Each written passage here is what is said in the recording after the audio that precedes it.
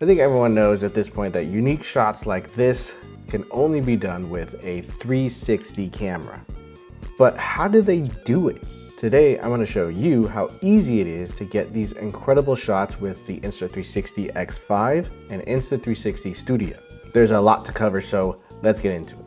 Open a new project, you connect your X5, then you're going to import all of your files.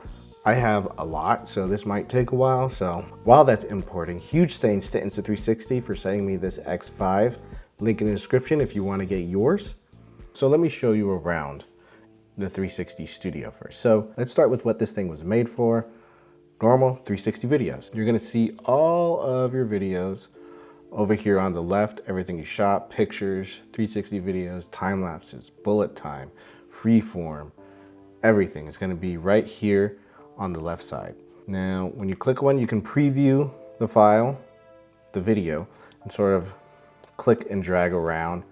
Now, this is an editor, so you grab your clips and pull them into the timeline on the bottom here. When you click, we've dragged a clip onto the timeline. If you click on that clip, you can see all of your video, image, audio adjustments, video adjustments as well if you want to do that. The main meat of it is going to be here. So this is where you'll change to linear viewpoint or mega, which is really what my go-to is just a mega view. Deep track, which is where you will select either a person or an object and let it track. Just let the AI do it. This is super easy. The only thing is you do have to wait for the video to play. So if you have like an hour-long video, it's gonna take an hour. But I don't want that because I want to make my own. So for this one, I'm gonna show you how I made this shot, going from side all the way up while tracking the car. Now, this clip starts in the car. Let's cut this out. This isn't very good. Actually, let's cut it out all the way up until I actually start moving. So right around here, use your space bar to pause and play. And you're gonna go to trim the beginning. I'm gonna trim the beginning. There we go. First thing I'm noticing is that it's a little tilted this way, and I don't like that. So I'm gonna fix that and add a little bit of roll. 4 degrees seems correct. Now we're gonna learn about keyframes. So keyframes is how you will kind of animate your motion of where you want the camera to go. You can use this button here to add a keyframe, or you can right click on the monitor screen here. When you see that yellow and black cross plus sign, that means you've added a keyframe. And you can see a yellow dot here in the timeline. As we take off, let's go ahead and make sure we have our keyframe. So let's add a keyframe here. This seems good. Go ahead and move. And then when I bring that camera up, so you see, once you set a viewpoint, it will keep that viewpoint no matter what. So we need to point that camera, that viewpoint down. But here's the key about keyframes. Before you do a motion, make sure you add a keyframe before you do the motion. Watch. So let's say I don't add an extra keyframe before I start this motion and say, okay, at this point I need to be looking here. Keyframe. I did it, right? Well, let's play it back.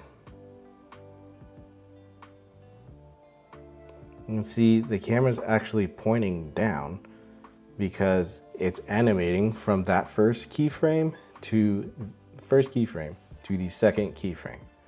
That's not what I wanted to do. And that's probably not what you're gonna wanna do. So Command or Control Z to undo before the action actually starts. Let's add a keyframe here. We haven't moved the camera yet. We haven't done anything. This is just to set a starting point for our endpoint. So add a keyframe here, and the end of that motion is gonna be here. That seems good. Another keyframe. So we have two keyframes that don't actually move, but that second one is to allow us to move in the time that we want. Smooth motion. Let me show you one more time. When we hit that second keyframe here, and then boom, we're exactly where we want to be. So that was a quick and easy way to get a very simple movement shot. So let's say I want to do something a little bit more spicy, right? Because that was just motion. We can also change our zoom point to like tiny planet all the way down to linear. As we can zoom, we can move, we can freely move however we want. So I'm going to recreate this shot. I'm going to show you how I did it. I'm going to make it again from scratch. Hopefully I get it right because I deleted the timeline of how I made it. So hopefully I can make it again. But I'm going to stick with a D-warp, and we start out actually looking down the road. So I'm going to put that viewpoint at the beginning there. Now you see it actually moves from where I wanted. So I'm just going to drag that over to the left and add a keyframe again. So let's watch that back. Now we are kind of tracking with the car. Now let's see, I want to do, yeah, something like that. There we go. Now I'm going to put it not exactly where I want to put it, because I do want a little bit of pan as I go through the shot. So I'll put one there, and that seems like enough time. And I'll put it here. Oh, put another one here. Actually, I'm gonna move that actually closer. Let's see what I've done so far. At a keyframe, we tracked that a little bit. We zoomed out. Have quick pan. And now I want to zoom back in. And then when you click a view angle here, either one of these, it automatically adds a keyframe. So that is helpful. Let's watch that again. Back in the truck, go out to a mega view, get a nice quick pan, and we zoom in. And I believe now, yes, we lift up into the sky. Before that motion happens, I want to add a keyframe. So that's kind of when it starts, right here. I want to add a keyframe. That's where the motion stops. Just a regular zoom. From the top, let's see.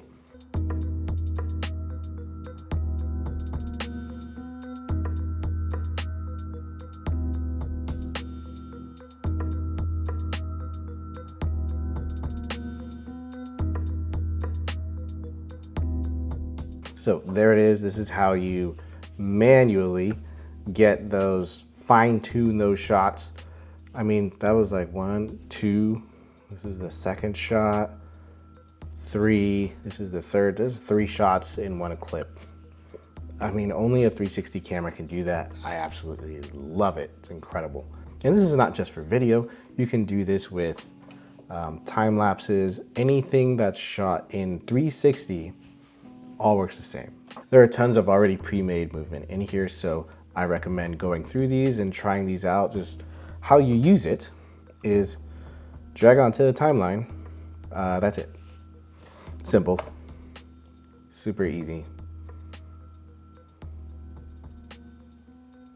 That actually kind of hits. I actually like that. Wow, look at us. We're making magic. Look at us. I actually really, let me see that again. That was actually really cool. I haven't really seen that. Wow. Okay, well, there you go. It's great. Oh, whoa, God. Maybe not that part. Well, that's cool. Look at that. Pre-made, I didn't have to do anything. So check that out for sure. There's definitely something in there that you can use. We also have in the top here, in the top left, transitions. It gives you an example of what it will look like. Again, this is just one clip. This is a full-blown video editor, so you can edit an entire video of multiple clips in this program. Let's try a transition. Let's see. I kind of like that tiny planet one. Let's see how that looks. I haven't actually tried these, so this is actually kind of cool. Let's see. That was okay. It was not bad. Lots to tinker around with and play around with. That didn't really work, but there's something in here that you can use, I'm sure. That is the gist of how to add keyframes and get custom, cool looking, fun shots. So let me know what you think in the comments below. If you have any questions, please let me know and help each other out in the comments as well. There are no dumb questions. Use the link in the description if you're interested in your Insta360 X5. It's an affiliate link, so you get your camera and I get a little some. It's a win-win. Thank you guys so much for watching. I'll see you guys in the next one. Peace.